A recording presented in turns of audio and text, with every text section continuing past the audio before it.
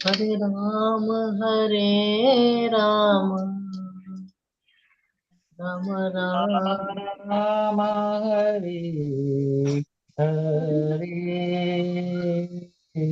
हरे कृष्ण हरे कृष्ण હરે કૃષ્ણ સર્વને कृष्ण તમારા બધાનું ખૂબ ખૂબ સ્વાગત છે ઇસ્કોન બેંગલુરુ તરફથી ભગવદ ગીતાના કોર્સમાં આજનો દિવસ 16 આજનો અધ્યાય 16 આજના અધ્યાયની શરૂઆત કરીશું એ પહેલા આપણે મંગલાચરણ લઈએ ઓમ અજ્ઞાનાતિમિરાન્ધસ્ય જ્ઞાનાંજન શલાકયા ચક્ષુરુન્મિલિतं येन તસ્मै શ્રી ગુરુવે નમઃ શ્રી ચૈતન્ય મનોભીષ્ટં સ્થાપિतं येन भूतले स्वयं रूप कदा मह्यं ददाति स्वपदान्तिकम् वन्देऽहं श्रीगुरु श्रीयुतपदकमलं श्रीगुरु वैष्णवांश्च श्रीरूपं साग्रजातं सहगण रघुनाथान्वितं तं सजीवं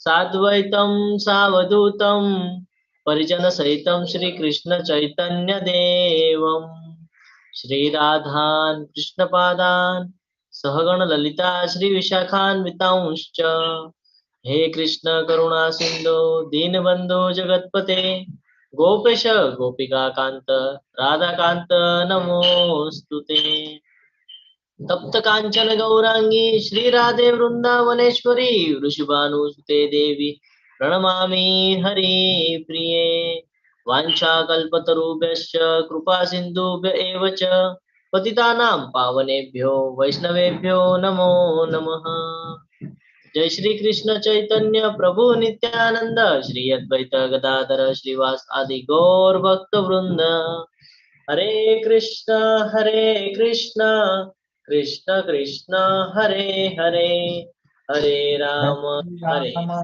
हरे राम राम राम राम हरे हरे हरे हरे कृष्ण दंडवत प्रणाम दंडवत प्रणाम हरे कृष्ण खूब सरस अध्याय છે આજનો અધ્યાય નાનો છે પણ સમજવા માટે ખૂબ ઇમ્પોર્ટન્ટ છે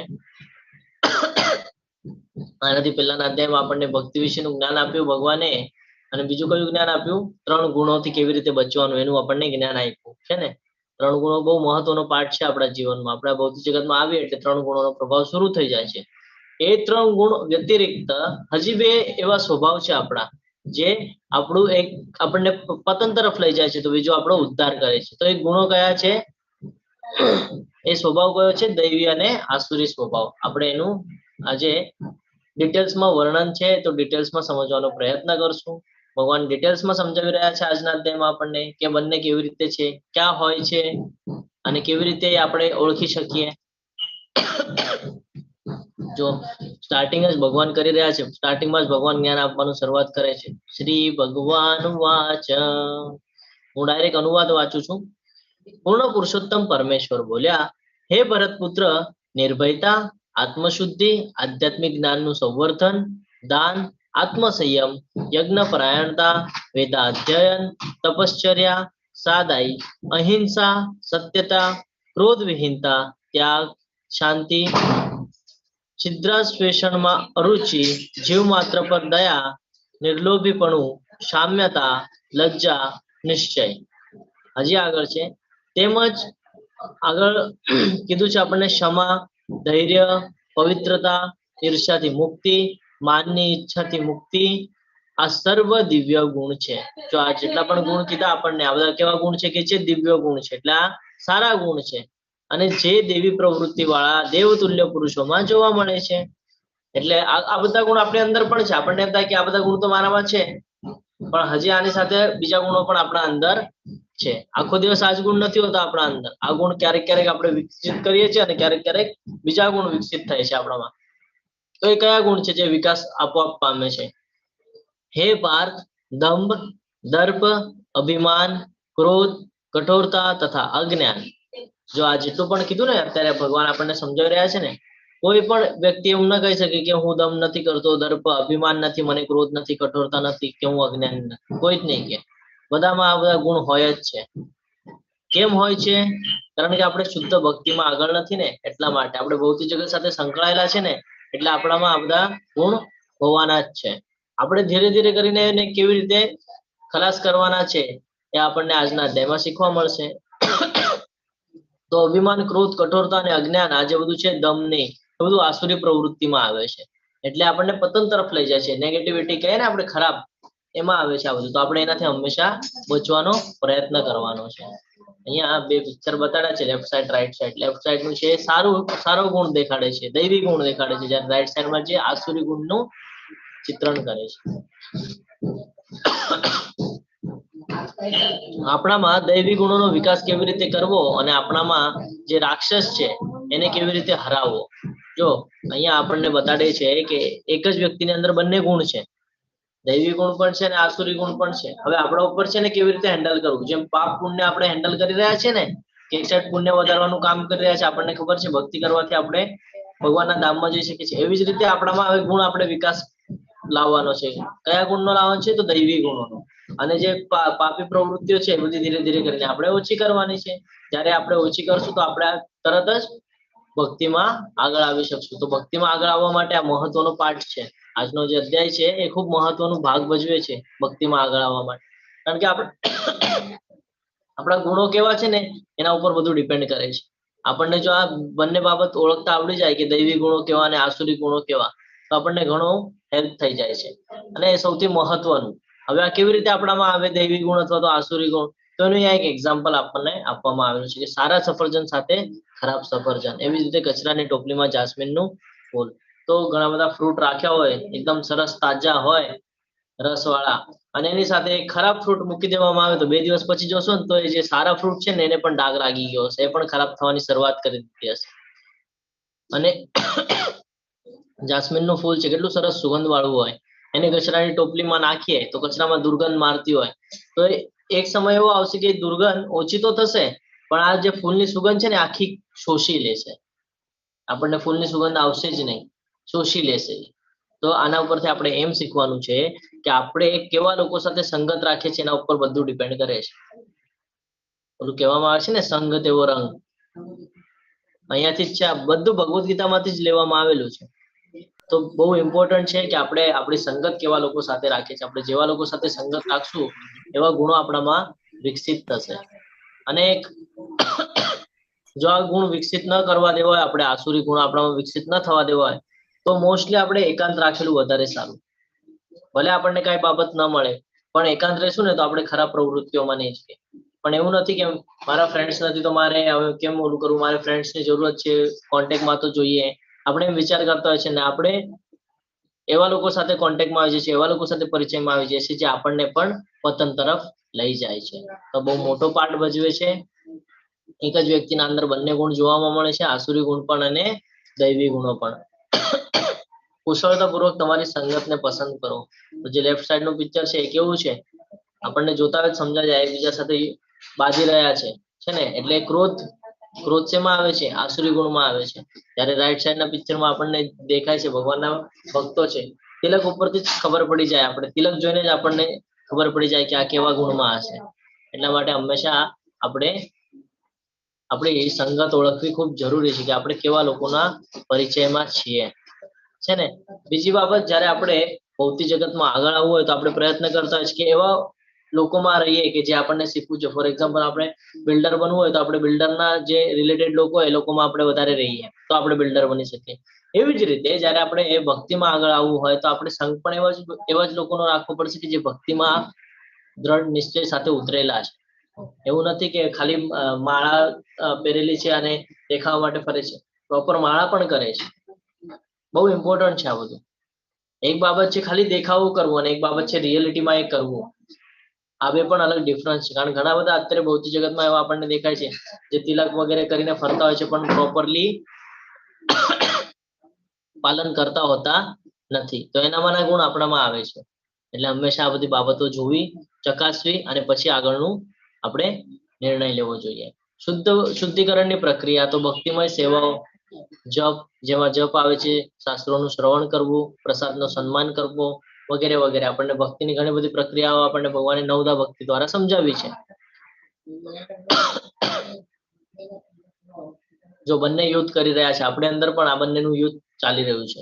એક સાઈડ આપણું મન એવું થાય ને, આપણે કઈ કોન્શિયસ માઇન્ડ અને સબકોન્શિયસ માઇન્ડ આપણે કહેતા હોય છે ને કે બેઉ સાઈડ આપણે ઓલું કરતા હોય, સારું અને ખરાબ. પણ ડિસિઝન લેવામાં આપણને ક્યારેક ક્યારેક તકલીફ થાય કે મને કન્ફ્યુઝન થાય છે કે હું યોગ્ય માર્ગ ઉપર છું કે નહીં, હું વ્યવસ્થિત ડિસિઝન લઉં છું કે નહીં. આપણને એવી રીતે કન્ફ્યુઝન થાય. દરેક સાથે આ થાય. તો એવા સમયે તરત ડિસિઝન ન લેતા પોતાના મનને શાંત કરવું ખૂબ જરૂરી છે. પહેલા પોતાના મનને શાંત કરવાનું, એના ઉપર આપણે એનાલિસિસ કરવું જરૂરી છે કે જો હું આ કરીશ તો એનું ફળ શું આવશે, અને જો હું આ કરીશ તો એનું ફળ શું આવશે. એ ત્યારે તમને યોગ્ય માર્ગ મળશે કે નહીં આ કરવાથી મારું નુકસાન છે ને આ કરવાથી મારો ફાયદો છે. કારણ કે જે ભૌતિક જગતમાં છે પોતાનો ફાયદો જોઈને જ કોઈ પણ મનુષ્ય હોય એ પોતાનો ફાયદો જોઈને જ વર્કઆઉટ કરતું હોય. જ્યાં સુધી ભગવાનની લીલા સમજાય નહીં, જ્યાં સુધી ભગવાન એની સાથે ચમત્કાર ન કરે ત્યાં સુધી એ પોતાના ફાયદા જ જોતા હોય. પણ જે દિવસે ભગવાનના ચમત્કાર એની સાથે થવા માંડે એ દિવસે પોતાનો ફાયદો ન જોવે, એ દિવસે ભગવાનનો ભક્ત થયેલો આપણને દેખાય છે. ખૂબ મહત્વનું છે. આગળ વધીએ. દિવ્ય ગુણો મોક્ષને માટે અનુકૂળ છે અને આસુરી ગુણ બંધન આપવા માટે. હે પાંડુપુત્ર, તું ચિંતા કરીશ નહીં, કારણ કે તું દૈવી ગુણો સાથે જ જન્મ્યો છે. જો અર્જુનજીને શું કહે છે કે તારામાં એવા ગુણો છે ઓલરેડી, દૈવી ગુણોની સાથે જ તે જન્મ લીધેલો છે, એટલે તારે ચિંતા કરવાની કઈ જરૂરત નથી. અને શું કીધું છે, જે દિવ્ય ગુણો છે, જે સારા ગુણો છે, એ હંમેશા કઈ બાજુ લઈ જાય છે આપણને? મોક્ષ પ્રાપ્ત કરવા માટે અનુકૂળ છે. અને આસુરી ગુણ બંધન એટલે પતન તરફ લઈ જાય છે આપણને. આ બહુ મહત્વનું છે સમજવું. ભક્તિ જીવન ક્યારે શરૂ કરવું જોઈએ? પ્રહલાદ મહારાજે જન્મની પહેલા જ શરૂઆત કરી દીધેલી, ખબર છે આપણને. અને ધ્રુવ મહારાજે 5 વર્ષની ઉંમરમાં નીકળી પડ્યા હતા. આપણને બધાને સ્ટોરી ખબર છે. જંગલમાં નીકળી પડ્યા હતા કે નહીં હું હવે તો ભગવાનની ભક્તિ કરીશ. પછી એમને નામ આપ્યું ઓમ નમો ભગવતે વાસુદેવાય, અને શરૂઆત કરી દીધી. તો આ જે તબક્કા છે ને, આ નાનપણથી તે વૃદ્ધ થવા સુધીનો આ જે તબક્કો છે, ઘણા બધા લોકોને એવું થાય કે અહીંયા સુધીની લાઈફ છે ને એન્જોય કરી લઈએ, જ્યારે આ એજમાં આવશું ને પછી આપણે શરૂઆત કરશું ભગવાનની ભક્તિની, એવો આપણને વિચાર આવે. પણ એ વિચાર ખોટો છે. જ્યારથી આપણને સમજમાં આવી જાય ને ત્યારથી ભગવાનની ભક્તિ શરૂ કરવી જોઈએ. એની પાછળનું રીઝન છે કેમ એવું. તો ફોર એક્ઝામ્પલ કે આપણે જો વૃદ્ધ થશું ત્યારે આપણે ભગવાનની ભક્તિ કરવાની શરૂઆત કરશું. એ સમયે આપણે પેલા આપણે પ્રોબ્લેમ સમજી લઈએ કે ત્યારે કયા કયા આવશે. સ્મરણ શક્તિ ઓછી હશે, યાદ શક્તિ ઓછી હશે, શરીર સાથ નહીં આપે, કોઈને કોઈ રોગ હશે, આપણને દુખાવો હશે, મન નહીં લાગે, કારણ એની માટે એકાગ્રતા હોવી ખૂબ જરૂરી છે. આપણું ધ્યાન ઓલા દુખાવા પર હશે, ભગવાનના નામમાં મન નહીં લાગે. ત્રીજી બાબત, આપણી પાસે બહુ ઓછો સમય હશે. કેટલા સમયમાં આપણે ભગવાનની ભક્તિ કરીને કેટલી કરી શકશું? 1 કલાક, 2 કલાક, 3 કલાક, એથી ઉપર નહીં થાય. પણ એની જ જગ્યાએ જો ફોર એક્ઝામ્પલ આપણે આ સિચ્યુએશનમાં અત્યારે હોઈએ અથવા આ સિચ્યુએશનમાં હોઈએ, ઠીક છે, અને ત્યાંથી આપણે ભગવાનની ભક્તિ ચાલુ કરીશું, ભલે રોજનો 1 કલાક પણ આપતા હોઈએ, આપણે રોજનો 1 કલાક પણ આપતા હશું, તો કાઉન્ટિંગ જો કરશું ને આપણે, જો વૃદ્ધ થશું તો બહુ 10 વર્ષ 20 વર્ષ સુધી આપણે 1 કલાક આપી શકશું. બરાબર ને? જ્યાં સુધી આપણે જીવશું ત્યાં સુધી. પણ જો એની પહેલાથી સ્ટાર્ટ કર્યો હશે ને રોજ 1 જ કલાક આપતા હશો, તો અડધો જ કલાક આપતા હશો, તો એની કાઉન્ટિંગ છે ને જથ્થામાં આવશે. એનું કાઉન્ટિંગ કરશો ને તો તમને સમજાશે કે હા આ વધારે થઈ જશે. એટલે જ્યારથી આપણને સમજમાં આવે ને ત્યારથી આપણે ભગવાનની ભક્તિ ચાલુ કરી દેવી જોઈએ. આપણને બધાને ખબર છે, એટલું તો આપણે સમજદાર છીએ કે પાપ અને પુણ્યનું કાઉન્ટિંગ ચાલે છે. જયારે આપણે ભગવાનના ધામમાં જશું ત્યારે પણ આ બધું કાઉન્ટિંગ પૂછવામાં આવે છે. બધાએ ગરુડ પુરાણ સાંભળ્યું જ હશે. કાઉન્ટિંગ મસ્ટ છે. પેલા કાઉન્ટિંગ થાય છે, પછી આગળ મોકલવામાં આવે છે, ત્યાં સુધી બહાર જ રાખવામાં આવે છે. ખંભાબા તારી કાઉન્ટિંગ ચાલુ છે. લઈ જતા વખતે જ બધું યાદ અપાવે છે તે કેવા કેવા કામ કર્યા, કેવા નથી કર્યા, બધું. એટલા માટે હંમેશા જ્યારથી ખબર પડે ત્યારથી ભગવાનની ભક્તિ થોડી થોડી, કેમ થોડી ફાવે તો થોડી પણ ચાલુ કરી દેવી. 1 માળા, 4 માળા, 8 માળા, 10 માળા, 12 માળા, 16 માળા, ધીરે ધીરે કરીને 16 માળા સુધી પહોંચો ને. ઘણા બધા એવા પાર્ટિસિપેટ પણ છે જે 30 40 50 માળાઓ કરતા હોય છે. લેવલ 2 ના ગ્રુપમાં નામ આવતા હોય છે. લાઈફની સાયકલ છે, જન્મ લીધું છે એનું મૃત્યુ નિશ્ચિત છે, બરાબર ને? તો આ સાયકલ માંથી છૂટવા માટે પણ આપણને માર્ગ એક જ છે, હરે કૃષ્ણ મહામંત્રનો જપ કરવો, ભગવાનની ભક્તિ કરવી. અને જ્યારથી આપણે ભક્તિ કરશું ત્યારથી આપણા લાઈફમાં ધીરે ધીરે ચેન્જીસ આવવાના શરૂઆત થશે. જો સ્ટાર્ટિંગમાં આપણી લાઈફ અત્યારે તમે જો ભક્તિ બહુ ઓછી કરતા હો તો તમે અત્યારની લાઈફ જોજો, ને જ્યારે તમે પ્રોપરલી ભક્તિ કરશો તો એના પછી તમે લાઈફ જોજો. સમય એટલો જ છે આપણી પાસે, 24 કલાક. બધા પાસે 24 કલાકનો જ સમય છે. તો પણ તમે ભક્તિ જ્યારે નથી કરતા ને ત્યારે તમારી પાસે સમય નથી મળતો ભક્તિ કરવા માટે. પણ જ્યારે તમે ભક્તિ કરી લ્યો છો ને તો તમને ભક્તિનો સમય પણ મળે છે, તમારા બાકીના કામ માટે પણ તમારી પાસે સમય મળે છે. આ ભગવાનની લીલા છે, જે કરતા હશે એ લોકોને અનુભવ હશે. છ લાયકાતો શું છે જેનો આપણને બધાને ગર્વ હોય છે? જો અહંકાર આવી જાય છે આના લીધે આપણને, કે આપણને એમ લાગે કે આપણે આગળ બહુ પૈસા છે. જો અહીંયા આપણે જોઈ શકીએ આ વ્યક્તિ બધા ઓળખે છે ને, અંબાણી, બહુ પૈસા છે. પણ શું ફાયદો પૈસા છે? ઉપર લઈ જવાના છે? નથી લઈ જવાના. આ ટેલેન્ટેડ છે, આને આગળ કેટલું પણ જ્ઞાન હોય પણ એ જ્ઞાનનો એ ઉપયોગ કરી શકે છે? શું કર્યું એને? ભૌતિક જગત માટે યુઝ કર્યો. આધ્યાત્મિક જગતના રિલેટેડ કઈ શીખવાડીને ગયા? નથી શીખવાડીને ગયા. સુંદરતા, બધાને ખબર છે સુંદરતા ટેમ્પરરી છે. અહીંયા જે કાંઈ છે ને બધું આ ભૌતિક જગતમાં બધું ટેમ્પરરી છે. સંપત્તિ, શિક્ષણ, સુંદરતા, કઠોરતા, યુવા, સારો પરિવાર, બધું ટેમ્પરરી છે. કઈ જ પરમનન્ટ નથી. ખાલી ભગવાનની ભક્તિ પરમનન્ટ છે. આપણે ભગવાનની ભક્તિ કરશું તો જ આપણે ભગવાનના નામને પામી શકશું. એ સિવાય બીજું બધું અહીંયા આપણા કામનું કઈ જ નથી. અને ઘણી વાર એમાં અહંકાર પણ આવે આ બધી બાબતનો. વધારે પૈસા થઈ જાય તો આપણને એમ થાય મારી જેવું અમીર કોઈ નહીં, અને એને ડબલ ની લાલસા લાગે. પછી એ શું કરે? વધારે પૈસા હોય તો એન્જોયમેન્ટ કરે. એન્જોયમેન્ટ કરે એટલે શું થાય? રજોગુણમાં આવે. રજોગુણમાં આવવાથી શું થાય? એનું પતન કરી લે છે, જન્મ મૃત્યુના ચક્કરમાં બંધાય છે. હવે શિક્ષણ વધારે શીખેલા લોકો હોય, આપણે એ પણ ચર્ચા કરવી જરૂરી છે. જો વધારે આપણે શિક્ષણ કરેલું હોય અને શાસ્ત્રોનું જ્ઞાન જ ન હોય તો એ શિક્ષણ તો ભૌતિક જગતના રિલેટેડ હતું, પોતાનું તો પતન જ કરી લીધું. કારણ શાસ્ત્રોનું જ્ઞાન નથી, ભગવાનની ભક્તિ નથી. એના પછી છે સુંદરતા, એ પણ ટેમ્પરરી છે. થોડાક સમય સુધી સુંદરતા હોય, પછી ધીરે ધીરે કરીને આપણું બોડી સ્ટ્રક્ચર ચેન્જ થતું જાય. એટલે આ બધું હંમેશા ધ્યાન રાખવું જોઈએ કે અહીંયા જે કાંઈ પણ છે બધું ટેમ્પરરી છે. અને પરિવારની પણ વાત આવે છે તો પરિવાર પણ બધાને ખબર છે કે પાછલા જન્મમાં આપણે બીજાના પરિવારમાં હતા, અત્યારે આપણે બીજા પરિવારમાં છે, ને આવશું ત્યારે બીજા પરિવારમાં હશું. એટલે આ પણ અહીંયા આપણે સમજી શકીએ છીએ કે કોઈ આપણું અહીંયા છે ને, આપણે ખાલી હાથે આવ્યા છે, ખાલી હાથે જવાના છે. સિંગલ આવ્યા છે, સિંગલ જવાના છે. તો પછી આપણા ભૌતિક જગત સાથે આટલું બધું આસક્તિ શા માટે? કે મારે આ જગતમાં રહેવું છે ને મારે બધું એકઠું કરવું છે ને મારે પોતાનું નામ કરવું છે. આ બધું આપણે શા માટે વિચાર કરતા હોઈએ છીએ? અને આ બધું વિચાર કરીએ છીએ ને એટલે જ આપણે કર્મના બંધનમાં બંધાઈ જઈએ છીએ. હંમેશા આ બાબત સમજવી ખૂબ જરૂરી છે. આગળ વધીએ. જે લોકો આસુરી હોય છે તેઓ જાણતા નથી કે શું કરવું જોઈએ અને શું ન કરવું જોઈએ. તેઓમાં નથી પવિત્રતા, નથી ઉચિત આચરણ, કે નથી સત્ય જોવા મળતું. જો ક્યારે આ સિચ્યુએશન ક્યારે નિર્માણ થાય? જ્યારે આપણે રજોગુણ અને તમોગુણમાં હોઈએ ને ત્યારે આ સિચ્યુએશન આપણામાં નિર્માણ થાય. કે આપણને એ જ ન સમજાય કે આપણે ફોર એક્ઝામ્પલ મેં બહુ પૈસા કમાઈ લીધા તો હું એને એન્જોય કરીશ, પૈસા જ્યાં ત્યાં વેડફીશ. પણ જો એ જ પૈસા હું ભગવાનના કામ માટે લગાડું તો ભગવાનનું ટેમ્પલ બનાવવા અથવા તો ત્યાં જે ડિવોટીઝ આવે છે એમની સેવામાં, એમાં લગાડું તો એ યોગ્ય જગ્યાએ યુઝ થાય કેવાશે. અને જો હું એન્જોય કરીશ તો એ મને કર્મના બંધનમાં બાંધશે. કારણ કે મારા મનની ઈચ્છા તો કોઈ દિવસે પૂરી થવાની નથી. તો હું ફરી ફરી એ કરવાનો પ્રયત્ન કરીશ. હા ઠીક છે, આને હવે આનાથી હજી કઈ કરે, આનાથી હજી કઈ અલગ. એનાથી શું થશે? કર્મના બંધનમાં બંધાશે. ભગવાને કીધું ને તું જેવી ઈચ્છા રાખીશ એવું તને મળશે. અને હું મારો સમય ક્યાં વ્યતીત કરીશ? બધો એન્જોયમેન્ટમાં, જે કે મારા લાઈફના માટે સારું નથી. જો મારે ભૌતિક જગત છોડીને જવું હોય ભગવાનના ધામમાં તો મારી માટે એ સારું નથી. મારે એની માટે ભૌતિક જગત સાથે આસક્તિ ઓછી રાખવી પડશે. આ બધું જ્ઞાન આપણને મળ્યા પછી જો આપણે એનું આચરણ કરીએ ને તો આપણને રિઝલ્ટો મળે છે. અને આપણે એ નથી કરતા એટલે આપણે પતન તરફ જતા હોઈએ છીએ. અને પછી આપણા જીવનમાં દુઃખ આવે એટલે આપણે કહીએ દુઃખ આવ્યું, દુઃખ આવ્યું, દુઃખ આવ્યું. પણ જેની પાસે આ જ્ઞાન હોય કોઈ દિવસ દુઃખી ન થાય. તેઓ કહે છે કે આ જગત મિથ્યા છે, તેનો કોઈ આધાર નથી અને તેનું નિયમન કોઈ ઈશ્વર દ્વારા થતું નથી. તેમનું કહેવું છે કે તે કામેચ્છાથી ઉત્પન્ન થયેલું છે અને કામ સિવાય બીજું કોઈ કારણ નથી. તો અહીંયા એ જ વાત આવી રહી છે ફરી ફરી. શું કહી રહ્યા છે? રજોગુણ અને તમોગુણ ની વાત આવે છે કે જે તમને કર્મના બંધનમાં બાંધી રહ્યું છે અને ફરી ફરી એ રાઉન્ડમાં તમને ફેરવ્યા કરશે. જે 84 લાખ યોનિઓ અને જે 14 લોક છે, 14 લોકમાં આપણને ફેરવવાનું કામ કરી રહી છે. કોણ કરે છે? માયાદેવી. માયાદેવી આપણા ઉપર પ્રભાવ નાખ્યા કરે છે. આગળ વધીએ.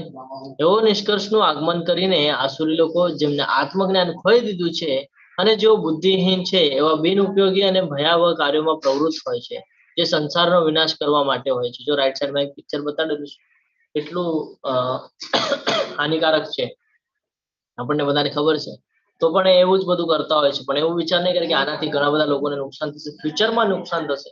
એ લોકોને કાંઈ લેવા દેવા હોતા નથી, ખાલી પોતાનાથી મતલબ હોય. જે આસુરી ગુણ ધરાવતા હોય એને એવું હોય કે ખાલી મારું મારું મારું એવું કરતા હોય લોકો. બીજાનો વિચાર ન કરે. બીજાના સારા માટે કોઈ દિવસે કર્મ કરતા તમને નહીં દેખાય. પહેલા પોતાની માટે કરશે, પછી બીજા માટે કરશે. પહેલો નંબર પોતાનો લગાડશે, પછી બીજાનો લગાડશે. અને શું થાય છે એ આપણને બધાને ખબર છે. શિશુપાલનો ફોટો આપ્યો છે બાજુમાં. મિથ્યા અહંકાર, બળ, ઘમંડ, કામ તથા ક્રોધથી મોહિત થઈને આસુરી મનુષ્યો પોતાના શરીરમાં તથા બીજાઓના શરીરમાં સ્થિત પૂર્ણ પુરુષોત્તમ પરમેશ્વરની ઈર્ષ્યા કરે છે તથા વાસ્તવિક ધર્મની નિંદા કરતા રહે છે. શિશુપાલ આપણને બધાને ખબર છે કે ભગવાન એને વારંવાર વોર્નિંગ આપેલી, પણ એ ન સુધર્યા. છેવટે ભગવાને લાસ્ટમાં કહી દીધું કે હું તને તારો વધ કરી નાખીશ. અને આમાંથી આપણે શીખવા જેવું છે કે પેશન્સ.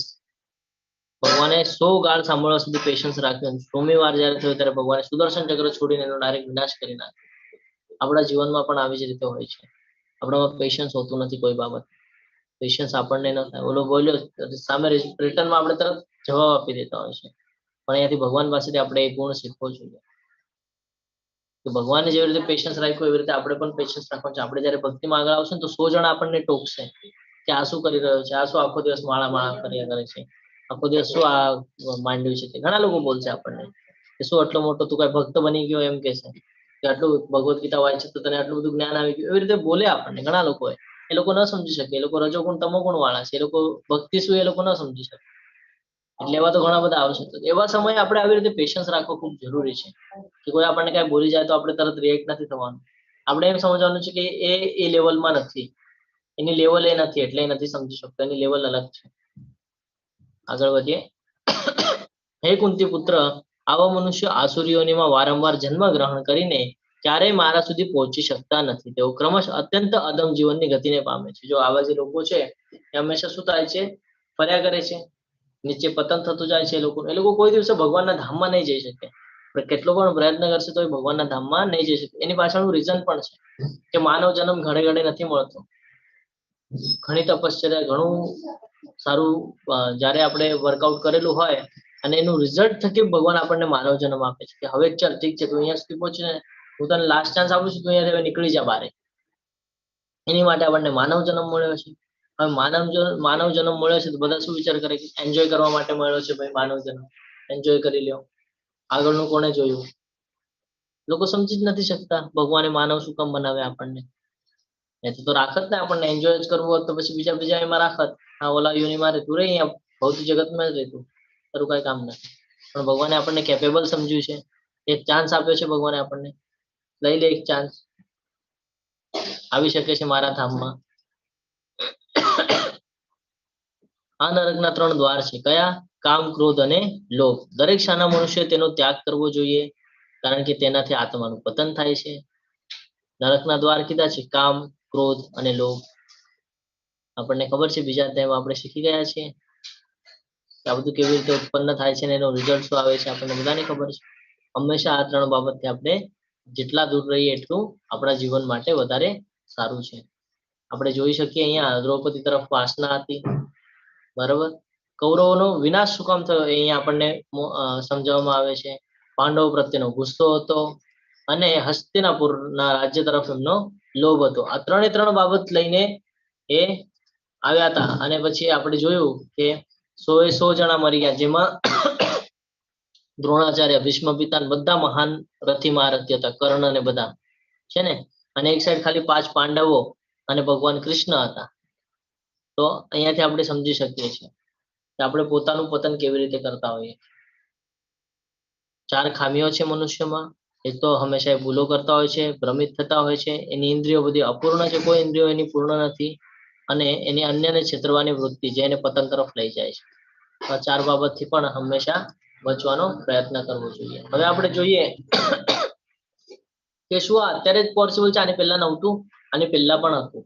સતયુગમાં જુદા જુદા ગ્રહો ઉપર વરાદેવ અને હિરણ્યાક્ષ આપણને બધાને ખબર છે. આ જે દૈવી ગુણ અને આસુરી ગુણ એ બંને આપણે હવે ચર્ચા કરી રહ્યા છે. તો સતયુગમાં પણ હતું, એના પછી આવે છે ત્રેતાયુગ. ત્રેતાયુગમાં પણ હતું રામ ભગવાન અને રાવણ, બંને વચ્ચે યુદ્ધ થયું હતું અને એ ક્યાં હતું તો અલગ અલગ દેશમાં. પછી દ્વાપર યુગમાં એક જ પરિવારમાં એક જ ફેમિલીમાં પાંડવો અને કૌરવો. જો ધીરે ધીરે કેવી રીતે ચેન્જીસ થતું ગયું, પહેલા અલગ અલગ ગ્રહ, પછી અલગ અલગ દેશ, હવે એક જ ફેમિલી, અને હવે તો એક જ વ્યક્તિની અંદર આ બંને ગુણ આપણને જોવા મળે છે. કળિયુગમાં એક જ વ્યક્તિમાં શૈતાની ગુણ પણ છે, એટલે કે આસુરી ગુણો પણ છે અને સારા ગુણો પણ છે. હેપ્પી અને શેડ બંને. અહીંયા કીધું છે તમારો વાસ્તવિક માસ દૂર કરો. વાસ્તવિક માસ એટલે શું? કે આ જે ગુણો છે એ ગુણોને ઓળખવું છે આપણે, અને આપણું જે વાસ્તવિક માસ એટલે આપણામાં જે સારા ગુણો છે ને એ હંમેશા આપણા ચહેરા ઉપર દેખાવા જોઈએ. ખરાબ ગુણ આપણે કાઢી જ નાખવાના છે ટોટલી બારે. એવું નથી કે મનમાં ખરાબ ગુણ છે અને ચહેરા ઉપર આપણે અલગ બતાડીએ છીએ, એ પણ આપણું પતન કરે છે. એટલે હંમેશા આપણું જે રિયાલિટી છે એ હંમેશા આપણે સામે રાખવી જરૂરી છે. તો એ કેવી હોય છે? બેડ પણ હોય છે અને ગુડ પણ હોય છે. તો આપણે વધારેમાં વધારે સારા બાબત પર ધ્યાન કેન્દ્રિત કરવું જરૂરી છે. પર એકવાર આપણે રિમાઇન્ડર કરી લઈએ કયા યુગમાં દૈવી ગુણ શું હતું અને આસુરી ગુણ કયું હતું અને એનું સ્થળ કયું હતું. તો સતયુગમાં વરાદેવ દૈવી ગુણ છે. દાનવ એટલે હિરણ્યક્ષ આસુરી ગુણમાં આવે છે, જે જુદા જુદા ગ્રહ ઉપર હતું. ત્રેતાયુગમાં ભગવાન શ્રી રામચંદ્ર દૈવી ગુણ ધરાવે છે. દાનવ ગુણ ધરાવે છે રાવણ, અલગ અલગ દેશમાં. દ્વાપર યુગમાં પાંડવો, જેમાં દૈવી ગુણ ધરાવે છે. કૌરવો દાનવી ગુણમાં આવે છે અને એક જ કુટુંબમાં. અને કલિયુગમાં નમ્રતા, અન્યને મદદ કરવી, સહનશીલતા, આ જે બધા ગુણ આપણે પહેલા શ્લોકમાં શીખી ગયા એ બધા દૈવી ગુણમાં આવે છે. અને પછી આગળના જે છે ક્રોધ, લોભ, ઈર્ષ્યા અને વાસના, આ બધું દાનવી ગુણમાં આવે છે. અને આ બધું એક જ વ્યક્તિની અંદર જોવા મળે છે. હે કુંતી પુત્ર, જે મનુષ્ય નરકના આ 3 દ્વારોથી બચી ગયેલો હોય છે તે આત્મ સાક્ષાત્કાર માટે કલ્યાણકારી કાર્ય કરે છે અને પછી ક્રમશ પરમ ગતિને પામે છે. જો અહીંયા ભગવાન પોતે કહી રહ્યા છે. શું કહી રહ્યા છે ભગવાન? ભગવાન કહે છે આ 3 બાબતથી બચવું જરૂરી છે. કામ, ક્રોધ અને લોભ, આ 3 થી જે બચી જાય છે એ આત્મ સાક્ષાત્કાર માટે કલ્યાણકારી કાર્ય કરે છે. આત્મ સાક્ષાત્કાર થવો એટલે શું? આપણને બધાને ખબર છે, અને આ બધું એની માટે ખૂબ ઇમ્પોર્ટન્ટ છે. અને પરમ ગતિ ક્યારે પામે છે? જ્યારે આ બધામાંથી છૂટશું આપણે તો આત્મ સાક્ષાત્કાર થશે. આત્મ સાક્ષાત્કાર થશે તો આપણે ભક્તિમાં આગળ આવશું, ભક્તિમાં આગળ આવશું તો આપણી ગતિ સારી થશે. એટલે આ બધું એકબીજાના અહીંયા સ્ટેપ બતાડેલા છે ને એવી રીતે સ્ટેપ અલગ અલગ છે. ધીરે ધીરે આપણે પાર કરવા પડશે. એવું નથી કે અહીંયાથી ડાયરેક્ટ આપણે ભક્તિ કરશું, ડાયરેક્ટ પહોંચી જશું. આપણે ભક્તિ કરશું ને તો આપણામાં આ જે બધા ખરાબ ગુણ છે ને એ એક એક એક કરીને ધીરે ધીરે ઓછા થતા જશે આપણામાં. એટલા માટે ભક્તિ ઇમ્પોર્ટન્ટ છે. અને એક સિચ્યુએશન એવી આવશે કે આપણે એકદમ શુદ્ધ થઈ ગયા હશું, એ સમયે આપણે ભગવાનના ધામમાં જવા માટે કેપેબલ હશું. એટલે આ સમજવું ખૂબ જરૂરી છે. એટલે તો 9 ભક્તિ આપેલી છે કે અલગ અલગ પ્રકારની 9 ભક્તિઓ છે. જેને જે ફાવે એ ભક્તિ સ્ટાર્ટ કરી પોતાના ગુણોને ચેન્જ કરી નાખે ધીરે ધીરે કરીને. એટમોસ્ફિયર એવું તૈયાર થાય ને. એટલે તો તમે ઇસ્કોનના ટેમ્પલમાં જ્યારે કીર્તન ચાલતું હોય ને જાઓ તો તમને કેમ ગમે? ત્યાંનું વાતાવરણ. જ્યારે ભક્તિ કરીએ તો આપણા અંદરનું પણ વાતાવરણ ચેન્જ થાય. એટલે આપણામાં જે ખરાબ બાબત છે ધીરે ધીરે ધીરે ધીરે ઓછી થતી જાય, નીકળી જાય, અને પછી એક લેવલ આવે કે આપણે શુદ્ધતામાં આવી જઈએ અને પછી એ ભક્તિ આપણને ફળે છે. એટલે આ બધા સ્ટેપ છે. ગૂગલ ને ભગવાન માને છે અત્યારે, સાચી વાત છે. કલયુગમાં આ રાક્ષસો ભગવાન કે શાસ્ત્રોમાં માનતા નથી. આપણને કઈ ચેક કરવું હોય, ફોર એક્ઝામ્પલ કોઈ શ્લોક કે કઈ આપણને ચેક કરવું પણ હોય તો આપણે શું કરીએ છીએ? આપણે જે છે ગૂગલ ઉપર સર્ચ મારીએ છીએ. પણ ગૂગલમાં પણ 17 જાતના, અત્યારે પણ જો તમે ભગવદ્ ગીતાનું નામ નાખશો ને તો તમને ઘણી બધી પ્રકારની ભગવદ્ ગીતાઓ દેખાશે. પણ એક્ઝેક્ટલી સાચી કેવી રીતે ગોતવાની? કન્ફ્યુઝન થાય ને. એવી જ રીતે શાસ્ત્રોનું પણ ઘણું બધું નોલેજ છે એમાં. ગૂગલ શું છે? ગૂગલ એક એવું પ્લેટફોર્મ છે કે જ્યાં પોતાના મરજીથી તમે કાંઈ પણ સર્ચ કરી શકો છો. ગૂગલ એ નથી કહેતું કે આમાં સાચું શું છે, ખોટું શું છે. ગૂગલનું કામ નથી. જેને જે માઇન્ડમાં આવે એ ગૂગલ ઉપર નાખી શકે છે. પછી મને કંઈક અલગ આવશે માઇન્ડમાં તો હું એ પ્રમાણે નાખીશ, બીજાને આવશે તો એ પ્રમાણે નાખીશ. આપણે જ્યારે સર્ચ મારીએ છીએ ને તો એના રિલેટેડ જે કાંઈ હોય છે ને એ આપણને બતાડે છે. બરાબર? એટલે ગૂગલ એવું નથી કે ગૂગલ ઉપર બધું. ગૂગલ ઉપર સારી પણ માહિતી છે, ખરાબ પણ છે. પણ રિયલ શેને સમજવાનું છે? તો શાસ્ત્રોમાં હોય જ. એની માટે આપણે શાસ્ત્રોનો સહારો લેવો જોઈએ, ન કે ગૂગલનો સહારો લેવો જોઈએ. આગળ વધીએ. જે મનુષ્ય શાસ્ત્રોના આદેશોની અવહેલના કરે છે અને પોતાની ધૂનમાં આવે છે તે મનસ્વી વર્તન કરે છે. તે નથી સિદ્ધિ પામતો, નથી સુખ પામતો કે નથી પરમ ગતિ પામતો. ફરીથી અહીંયા ભગવાન આપણને સમજાવી રહ્યા છે કે જે મનુષ્યો શાસ્ત્રોના આદેશોની અવહેલના એટલે શાસ્ત્રોના નિયમોનું ઉલ્લંઘન કરે છે ને વિકર્મ કરે છે, તો એ શું કરે છે, પોતાના મનમાં આવે એ પ્રમાણે વર્તન કરે છે. હવે શાસ્ત્રોમાં લખ્યું હોય કે 4 નિયમોનું પાલન કરવાનું છે, તો આપણે એમ કે 4 નિયમ નહીં, હું 2 જ નિયમોનું પાલન કરીશ, 2 તો મને નહીં ફાવે, 2 તો હું એડજસ્ટ કરી લઈશ, ભગવાન જોઈ લેશે. જે નિયમ છે એ નિયમ છે, બનાવ્યા શું કામ છે? નિયમ બનાવ્યા જ એટલા માટે છે ને. જો એટલું જ સિમ્પલ હોત તો પછી બધા જ ભગવાનના ધામમાં પહોંચી જાત ને. ભગવાને એટલે તો આવી અલગ અલગ રસ્તો રાખ્યો છે. તમારે આવવું હોય તો પેલા આ નિયમ પાર કરો, ઓલો નિયમ પાર કરો, પછી તમે એની માટે તૈયાર થાવ. પ્રોપર તૈયાર થશો તો આપણા સાથે ઘણા બધા પાર્ટિસિપેટ એવા છે કે નહીં, ચા ન છોડી શકાય, કોફી નહીં, કોફી તો નહીં, મારું માથું દુખે, કોફી છોડી દઉં છું, એવા પણ વિચારવાળા હોય. પણ આ નિયમો બનાવ્યા શું કામ છે ભગવાને? એટલા માટે જ કે જો તમે એમાંથી છૂટશો ને, જો તમે નિયમો પાળી શકશો, તમે જો ભૌતિક જગતની સાથેની આસક્તિ છોડશો ને, તો તમે કેપેબલ થશો ભક્તિ યોગ માટે. અને ત્યારે તમારામાં પ્રોપરલી ભક્તિ આવશે ને તમે ભગવાનના ધામમાં જશો. આ બહુ ઇમ્પોર્ટન્ટ છે. આપણને એમ થાય કે નહીં વાંધો નહીં, કાંદા લસણ ના પાડી છે ને, વાંધો નહીં, કોણ જોવે છે કાંદા લસણ, ખાઈ લઉં ને. અરે પણ કાંદા લસણ તમો ગુણ તરફ લઈ જાય છે આપણને, આળસી બનાવી દે છે કાંદા લસણ.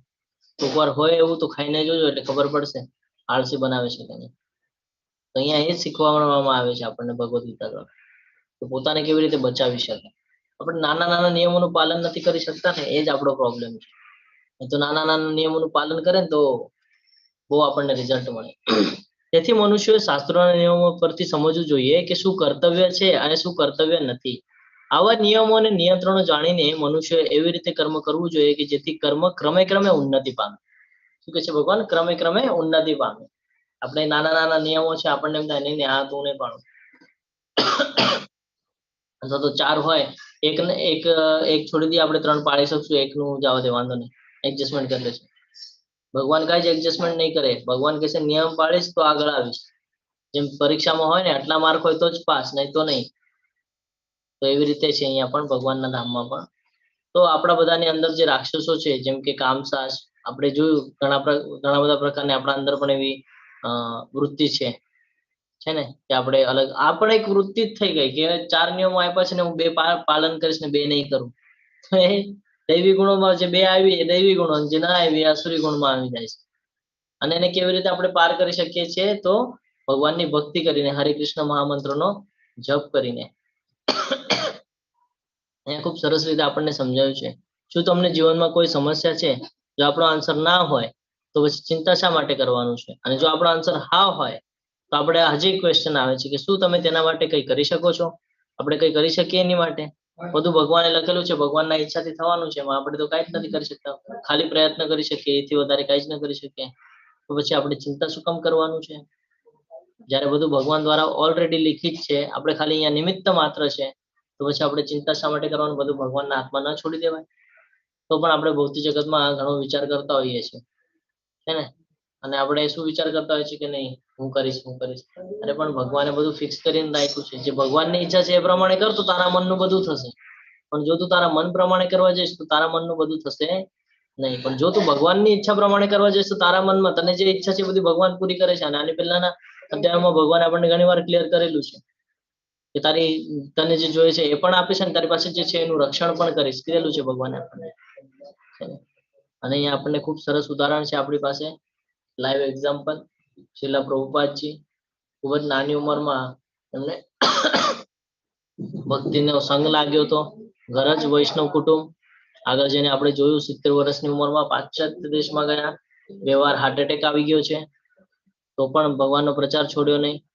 અભક્તો જે તમો ગુણમાં છે એમને ભક્ત બનાવી દીધા.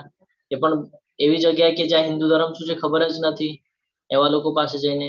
અને એનું લાસ્ટ રિઝલ્ટ પણ આપણી સામે છે. ભગવાને કીધેલું કે હું મારા ધામમાં લઈ જઈશ. અત્યારે તમે કોઈ પણ ઇસ્કોનના ટેમ્પલમાં જશો તો તમને શ્રીલા પ્રભુપાદજી ત્યાં દેખાશે. તો ભૌતિક જગતનું જે ભગવાનનું ધામ છે એમાં પણ શ્રીલા પ્રભુપાદજી આપણને દેખાય છે. એટલે ભગવાન આપણને આખો દેખા ક્લિયર કરે છે કે જો મેં જે શબ્દ આપ્યો છે એ હું પાળું છું, પણ તું જે શબ્દ મને આપે છે તું પાળતો નથી, તું ભૂલી જાય છે. તું મને કહે છે આ હું ભક્તિ કરીશ, અને ભક્તિ કરીને પછી તું પાછો ભૌતિક જગત સાથે સંકળાઈ જાય છે. તો આ બહુ જરૂરી છે સમજવું કે જેમ ભગવાન આપણને પ્રોમિસ આપે છે તો ભગવાન પૂરું કરે છે, એવી રીતે આપણે પણ જ્યારે ભગવાનને પ્રોમિસ આપીએ તો આપણું પણ કર્તવ્ય છે પૂરું કરવાનું. જીવનનો પાઠ. વાસના, ક્રોધ તેમજ લોભ આત્મવિશ્વાસની રીતો, તેથી આપણે તેમને ભક્તિમય સેવા દ્વારા નિયંત્રિત કરવી પડશે. જો જ્યાં સુધી આપણે ભક્તિમાં નહીં આવે ત્યાં સુધી આ બધું કંટ્રોલમાં આવશે નહીં. હવે તો આપણા કંટ્રોલની બહાર જાય છે. એટલે હંમેશા ભક્તિ કરવી ખૂબ જરૂરી છે. જ્યાં સુધી આપણે વાંચન નહીં કરીએ, રીડિંગ નહીં કરીએ, જો એટલા માટે રીડિંગના ક્લાસ ને બધું શું કામ આપ્યું છે આપણને? એટલા માટે જ આપ્યું છે કે આપણે ક્યાંક ને ક્યાંક ભક્તિમાં રચ્યા પચ્યા રહીશું ને તો આપણને તમો ગુણ નહીં આવે, રજો ગુણ નહીં આવે, આપણા ઉપર આ માયાદેવીનો એટલો બધો પ્રભાવ નહીં થાય. એટલા માટે કીધું છે. અહીંયા આપણને ક્લિયર કરે છે. અહીંયા કેવી રીતે? તો હરે કૃષ્ણ મહામંત્રનો જપ કરવાનો છે. શરૂઆત કેવી રીતે કરવાની છે બધાને ખબર જ છે. સુમેરુ મણકા ઉપર જય શ્રી કૃષ્ણ ચૈતન્ય પ્રભુ નિત્યાનંદ શ્રી અદ્વૈત ગદાધર શ્રીવાસ આદિ ગૌર ભક્ત વૃંદ. આટલું પણ જો બોલી જાય ને સ્ટાર્ટિંગમાં કોઈ, તો આપણા જે દિવસના આખા દિવસમાં જે પાપ થઈ ગયા ને એ પણ શમી જાય છે. એ બધે પાપનો નાશ થઈ જાય છે ખાલી આ પંચતત્વ મંત્ર બોલે તો પણ. તો વિચાર કરો, હરે કૃષ્ણ મહામંત્ર બોલવાથી આપણને શું રિઝલ્ટ મળતું હશે? અને એ પણ 16 માળા. ભગવાન કે છે કે 16 માળા કરે ને એ ભક્તિમાં તરત આગળ દ્રઢ થઈ જાય. અને શ્રીલા પ્રભુપાદજી એ બેસ ઉપર શું કહેતા હતા એ આપણે એકવાર ચર્ચા કરી છે. શ્રીલા પ્રભુપાદજીને ન્યૂઝ રિપોર્ટરે પૂછ્યું હતું, અમે ક્યાંક વાંચેલું છે એ કહું છું તમને, કે ન્યૂઝ રિપોર્ટરે એ પૂછ્યું હતું એમને કે તમે ગેરંટી લ્યો છો કે તમે બધાને ભગવાનના ધામમાં લઈ જશો એમ? તો કે હા, કે હું પર્સનલી કે બધાને ભગવાનના ધામમાં લઈ જઈશ. તો કે કેવી રીતે પોસિબલ છે? તો કે જે 4 નિયમોનું પાલન કરે છે, 16 માળા જે દરરોજ કરે છે, એટલી 16 માળા જે દરરોજ કરે છે અને 4 નિયમોનું પાલન કરે છે, એને હું પોતે એને જ્યાં સુધી ભગવાનના ધામમાં નહીં લઈ જાઉં ત્યાં સુધી હું પોતે અહીંયા આવતો રહીશ. આ ભગવાનના ભક્તે કીધેલું છે. અને આપણને બધાને ખબર છે ભગવાનને એના ભક્ત કેટલા પ્રિય હોય છે. ભગવાનનો ભક્ત એકવાર જે શબ્દ આપી દે પછી પૂરો કરવાનું કામ ભગવાન કરતા હોય છે. તો હવે તમે વિચાર કરી શકો છો કે શ્રીલા પ્રભુપાદજી આ સ્ટેટમેન્ટ આપેલું છે, તો આપણું કર્મ ખાલી એટલું જ છે, ભક્ત બનવું. બાકી સ્ટેટમેન્ટના અનુસાર ભગવાન આપણને બરોબર લઈ જશે. અહીંયા સુધી ક્લિયર છે? હરે કૃષ્ણ. તમે બધાએ ખૂબ મને શાંતિપૂર્વક સાંભળ્યો એટલે તમારા બધાનો હું ખૂબ ખૂબ આભારી છું. આ સાથે આપણો આજનો અધ્યાય અહીંયા પૂર્ણ થાય છે. વાંછા કલ્પતરુભ્યશ્ચ કૃપા સિંધુભ્ય એવ ચ પતિતાનાં પાવનેભ્યો વૈષ્ણવેભ્યો નમો નમઃ. અનંત કોટી વૈષ્ણવ વૃંદ કી જય. શ્રીલા પ્રભુપાદ કી જય. ભગવદ ગીતા કી જય. સદગુરુદેવ કી જય. હરે કૃષ્ણ હરે કૃષ્ણ હરે કૃષ્ણ કૃષ્ણ કૃષ્ણ હરે હરે હરે હરે રામ હરે રામ રામ રામ હરે હરે.